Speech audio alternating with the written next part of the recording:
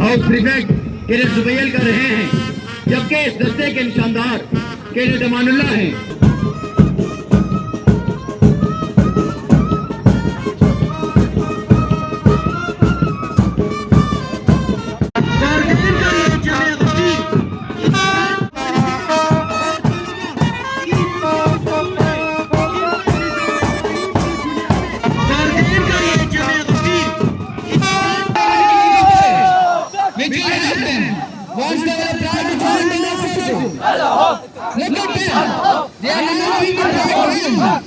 इस दस्ते के नंबरदार कैडेट हसनैन शोला बनकर फूंक दे।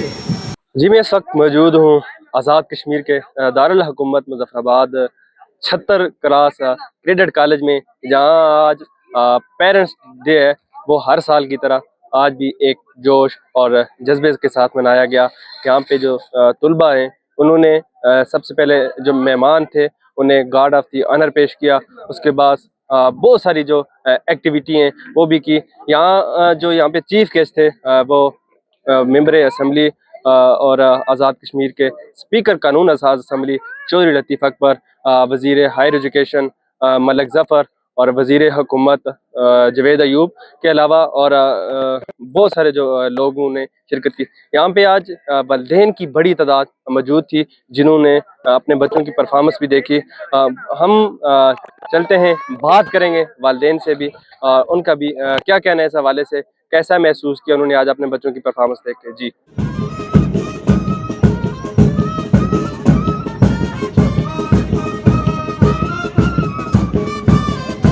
name is Cadet Tala, along with my fellow cadets, Cadet Abdullah, Cadet Mamoon and Cadet Hamzan.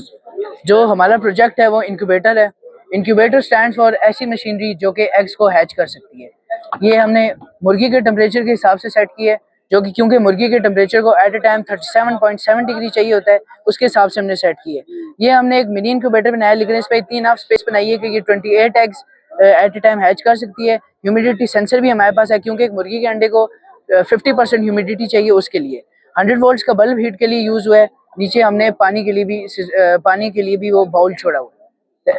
और इसका बेसिकली ये तो एक मिनी इंक्यूबेटर है। जो ज्यादातर इसका यूज होता है वो होता है जो भी जितने भी पोल्ट्री फार्म की मुर्गियां हम कंज्यूम करते हैं, वो एट ए टाइम ह्यूज एक वास्ट इंक्यूबेटर्स में होता है, जो कि एट ए टाइम 20 या 30,000 एग्स को हैच कर सकते हैं। इसके अलावा जितने भी ब्रीड्स, कुछ इस टाइप की ब्रीड्स हैं जो कि इस टाइम इंडेंजर्ड है या फिर कुछ इंस्ट्रिक्ट होने के करीब है, सिर्फ इस वजह से कि जो मादियां उनकी अंडे तो दे देती हैं लेकिन कभी कभार उस पर इंक्यूबेट नहीं करती। अभी इसका एक अगर माइनर से एग्जांपल लें तो हमने घर में जो बजीज पैरेट छोटे रखे होते हैं, कभी कभार वो भी एग्स तो लेकर देती हैं लेकिन उसको इंक्यूबेट नहीं करती, उसके लिए यूज होता है। ये आलमी तौर पे भी इफेक्टिव है और आलमी तौर पे भी, और डोमेस्टिक यूज शौकीनों के लिए भी ये बहुत इफेक्टिव है। Thank you. My name is Cadet Hisham Beg, along with Cadet Saim and Cadet Hasnain. So this project is a design of hydraulic lift, which is basically being used in an emergency situation. So what we did is there is some traffic due to which the ambulance is not able to reach the hospital. So what we did is we made an hydraulic lift using hydraulic injections. So what we will do is we will lift up the ambulance, and the ambulance will reach the hospital easily. So this project is also this project also helps us in helping serious patients, and this project also is also related to our syllabus.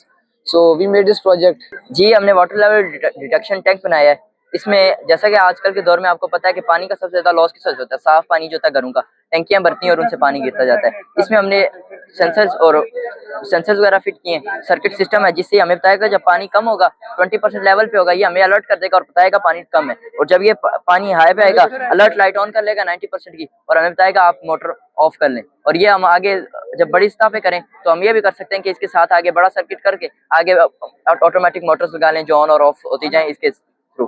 I am Cadet Sayyid Ismail along with Cadet Nafib. We have created a smart drip based on helping in the medical field. As someone is admitted in the hospital, if he has attached a drip takes a very long time and it is waste the time of the doctor as well as the medical attendant or of the patient. तो इसके हमने बचने के लिए एक ऐसा sensor circuit बना के सेंसर कनेक्ट किए, जिससे ये होगा कि यार जब ड्रिप जहाँ पहुंचेगी ना हमें पता चलेगा यार ड्रिप कितनी पहुंच गई। जैसे अब हम डेमोन्स्ट्रेट करता हूँ आपको, जब ड्रिप 50% पहुंचेगी ना तो हमें येलो लाइट ऑन करके बता देगी ड्रिप 50% पहुंची और बंदा होशियार हो जाएगा अब ड्रिप खत्म होने वाली है। जब ड्रिप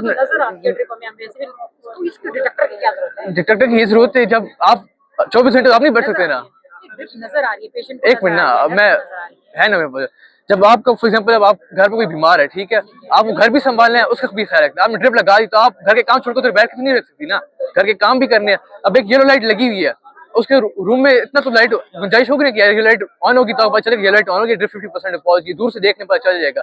नजर किसी की इतनी तेज नहीं कि दूर से देख ले ड्रिप पता चल जाए, वाटर होता है वो, वाटर होता है लेकिन नजर आ रहा होता है वैसे। यार आपको डिफरेंट बेसिस पे आपको करना है ना, आपको एक फील्ड नहीं देखनी ना। आप ये होता है हॉस्पिटल में अलग माहौल होगा, घर में अलग होगा, चाहे ट्रैवलिंग में अलग होगा।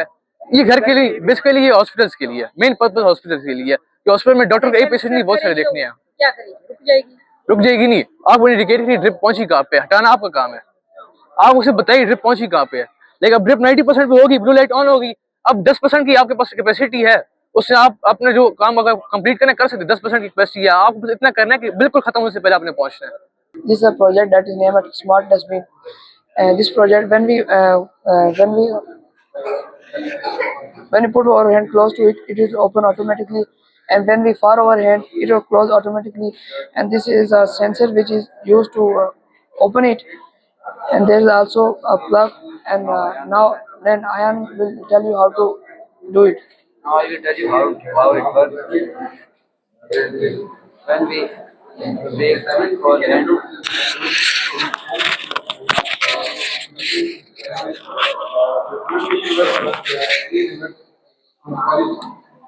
now I will tell you how it works.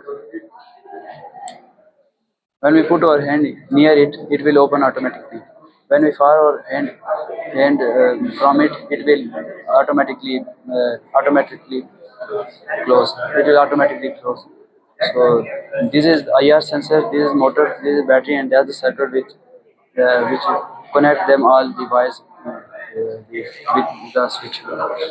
Cadet college में सेकेंडरी क्लास में अब इस कॉलेज में बहुत अच्छा निज़ाम है। इस कॉलेज में 5 साल में जा रहे हैं, लेकिन बहुत चीज़ें मैंने सीखी हैं, बहुत सी ऐसी चीज़ें सीखी जो मुझे नहीं पता था उसके बारे में। फैमिली आए हैं, मेरे नाना बहुत आया, सारे लोग आए। हमें यहाँ का परफॉर्मेंस बहुत अच्छा लगा, क्योंकि यहाँ पे हर चीज़ की हमें परफॉर्मेंस, एक चीज़ की परफॉर्मेंस बहुत अच्छी लगी है यहाँ का। मैं हर दफ़ा ज़रूर आती हूँ क्योंकि इन लोगों का बहुत अच्छा वेल ऑर्गेनाइज फंक्शन होता है और बच्चों के अंदर जो एनर्जी मिलती है उसको मैं देख के बहुत खुश होती हूँ। और आज भी इन्होंने बहुत अच्छा ऑर्गेनाइज भी किया हुआ था।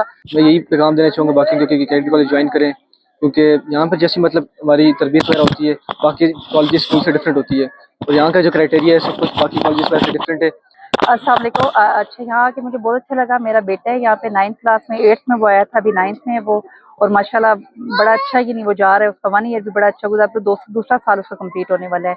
आज मैं यहाँ पे आई हूँ, यहाँ का फंक्शन बहुत वेल ऑर्गेनाइज हुआ था, बड़े अच्छे तरीके से उन्होंने बच्चों ने परफॉर्म किया, परेड पहले की। 4.5 साल हो गए मुझे इस कॉलेज में, ये मेरा आखिरी पेरेंट्स डे था, इसके बाद मेरा पेरेंट्स डे नहीं होगा, और ना ही मैं इस कॉलेज में होऊंगा अगले साल जब पेरेंट्स डे होगा।